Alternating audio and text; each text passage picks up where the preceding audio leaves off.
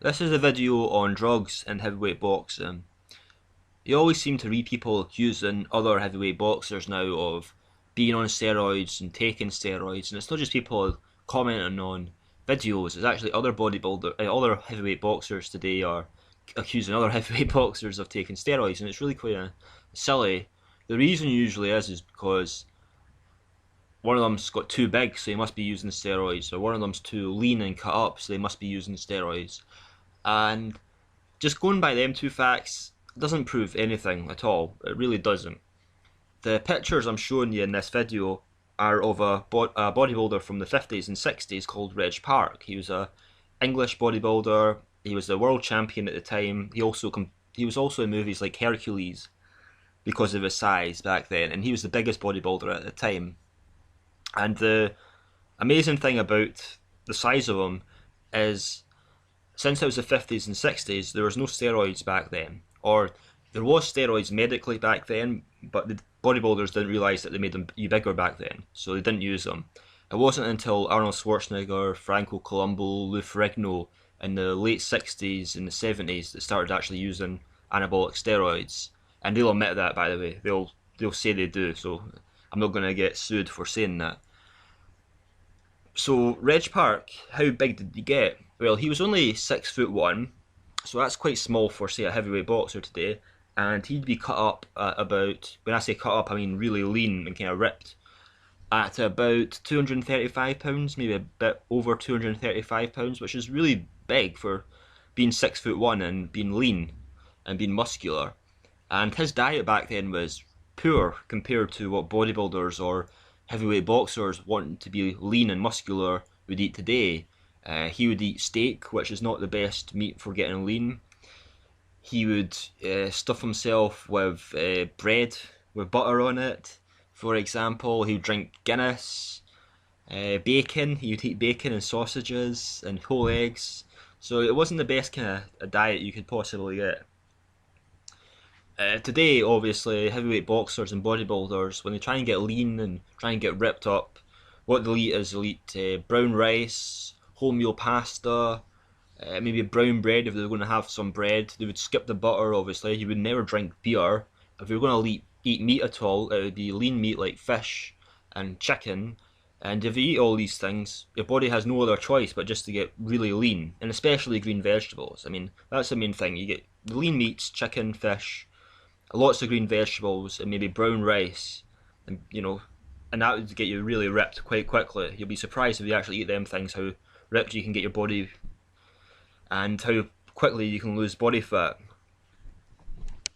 So he managed to get really big back then and quite ripped, at a massive disadvantage. And back then you also didn't have things for convenience like protein shakes that are really nice, so you could just gulp instead of having you could just say, oh, I can't bother stuffing myself with chicken because I'm sick of it, I'll just have a protein shake. You didn't have that convenience back then either. And you also didn't have the creatine monohydrates you got now, especially over the last couple of years, are amazing. They can really make you bulk up quite easily and put on muscle quite quickly. And they didn't have that till very recently, till about 25 years ago, so Reg Park didn't have that either. So if he was around today, he could get more ripped, and he could get more massive than he was back then. All he could do back then was eat a lot of foods and lift heavy weights 6 times a week, sorry. So am I saying all these big heavyweights today are not taking steroids, or just definitely not taking steroids? No, I'm not saying that at all. What I am saying is you can't say someone is taking steroids because they are ripped, and you cannot say someone is taking steroids just because they are got a lot of muscles and they're quite big. I mean, some of the people that you're even accusing of taking steroids don't look that bloody muscular for their height at all, to tell you the truth. I mean, what the size they are, it'd be quite easy to achieve that kind of that amount of muscle and more. So it is kind of silly sometimes. I mean, clearly some of them are. There's 3 real ways to tell if someone's been taking anabolic steroids or performance enhancing drugs, because what I'm going to say isn't all about steroids. First one, if they're taking human growth hormone and insulin, they'll be very, very ripped, okay, but they'll have a big stomach. It'll be like kind of like a pregnant belly. It extends out from their chest a bit. It looks full, even though they're ripped, that's a massive sign of you taking growth hormone and insulin. I mean, if you have that, that's not normal. The reason that happens is if you take growth hormone and insulin, it increases the size of your internal organs. So your intestine gets better, your liver will get better, bigger, your kidneys will get bigger, all these kind of things. You know, your intestines, makes up most of your stomach, and it will just get a lot bigger.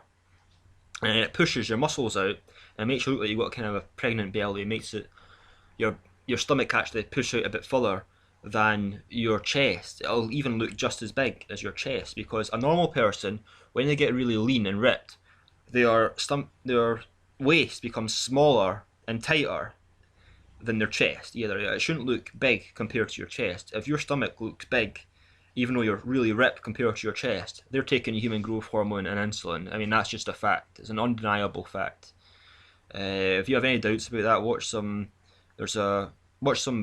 bodybuilding channels, and there's a lot of people get quite worked up about bodybuilders today taking so much human growth hormone and insulin because they look retarded with these massive bellies.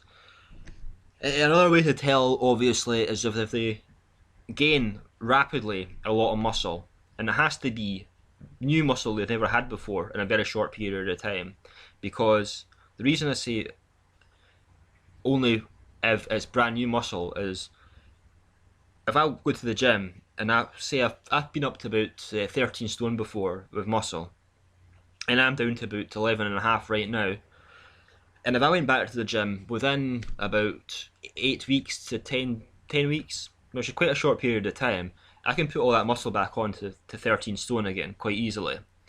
And that's because I've had that muscle before.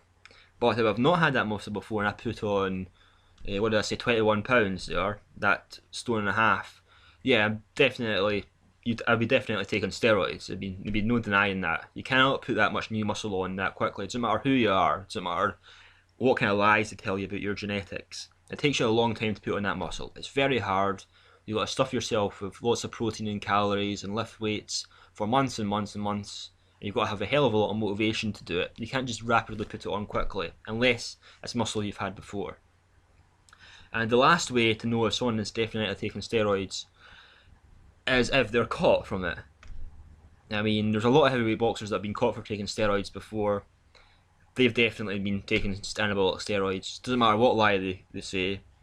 And by giving me them 3 examples there, putting on muscle really quickly, that big stomach, even though it's ripped, with muscle, and what was the last one, getting caught. I mean, you can point out a lot of heavyweight boxers that are around now and through the past, because heavyweight boxing had a massive problem in the 90s especially of boxers taking steroids and growth hormone and that. And if you go back and look at the tapes of back then, it becomes quite apparent after you look at the points I've just given.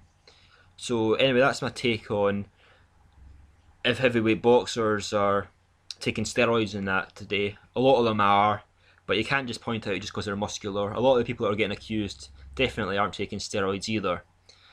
So that's all I've got to say.